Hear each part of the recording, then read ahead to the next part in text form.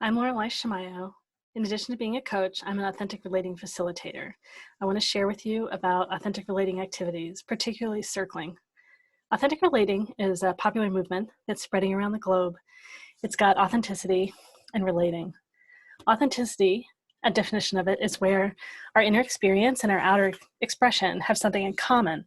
Particularly, our outer expression is representative in some way or aligned with in some way our inner experience. It doesn't mean that we express everything, and what we do express is aligned with, is congruent with what we experience inside.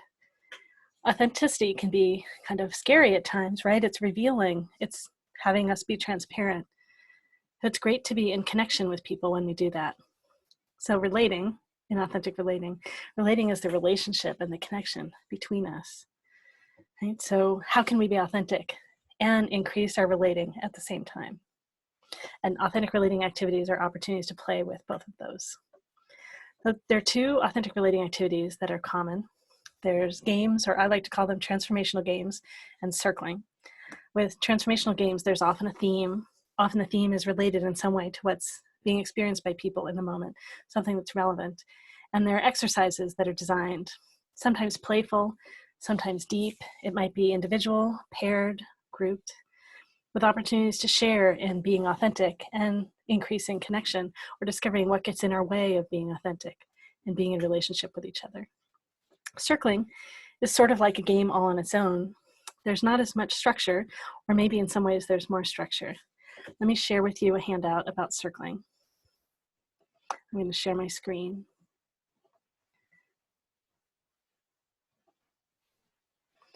So this is a bit of a description of what circling is. So circling is considered a social or community meditation. It's exquisite attention on what's here right now. There are two forms, organic and birthday.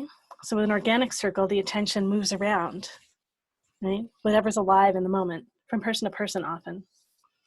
There's attention on ourselves, the other individual, and the group as a whole. With birthday circling, the attention is towards one person for the entire time. It might be that we ask questions of that person. It might be that person asks questions of the rest of us. It might be that that person creates whatever they want. So with a circle, it's great to relate now. And by the way, these are tips. These are not rules. These are just guidelines, things that I find help make for fulfilling circles. So it's about relating now, not talking conceptually about what relating is or what others experience. That might look like, so something that would be conceptual would be saying, you know how people blah, blah, blah, blah, or, you know, people typically blah, blah, blah. Instead saying, oh, when I do this, I notice. It's about following what's alive in the moment, whatever arises in ourselves and the group, not even 5 minutes ago. It's an opportunity for quiet, allowing space and silence, so we can notice what impulses authentically arise. For example, not simply that we're talking to fill space. It's a great opportunity to reveal yourself. If you notice you're asking someone lots of questions, maybe share, why are you asking? Not just that you're curious. What is this touching in you? Why do you want to know? Why do you want to know? It's a great opportunity to notice and share nuances of what you experience, such as sensations and feelings. Those are very in-the-moment things. Notice that if your feelings start to transition into thoughts, those might not be in the moment. Come back to what you feel. Simple feelings like mad, sad, glad, scared. Live. Be open, surrender to not knowing.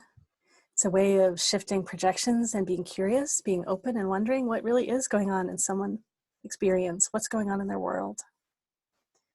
It's great to speak with I statements, what I experience, blah, blah, blah, blah, how I feel, I notice in me. You can use the word you, turn and speak directly to someone else. When you say, I notice in me that I blah, blah, blah.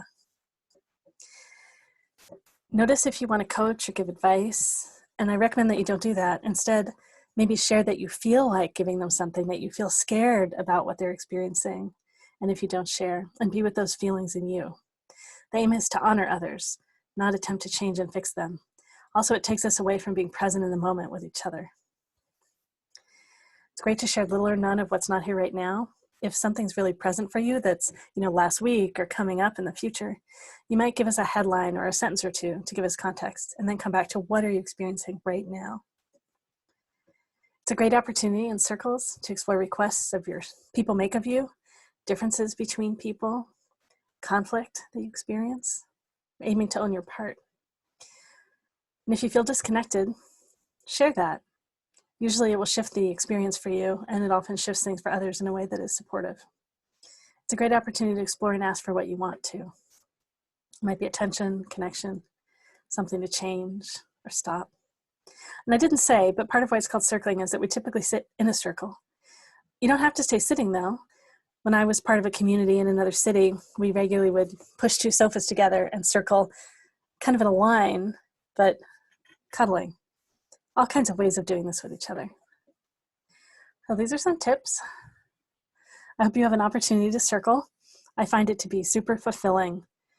It's a great opportunity for me to play with my edges, and I love what I call the magic that happens, the way people that often don't know each other at all so deeply connect so quickly.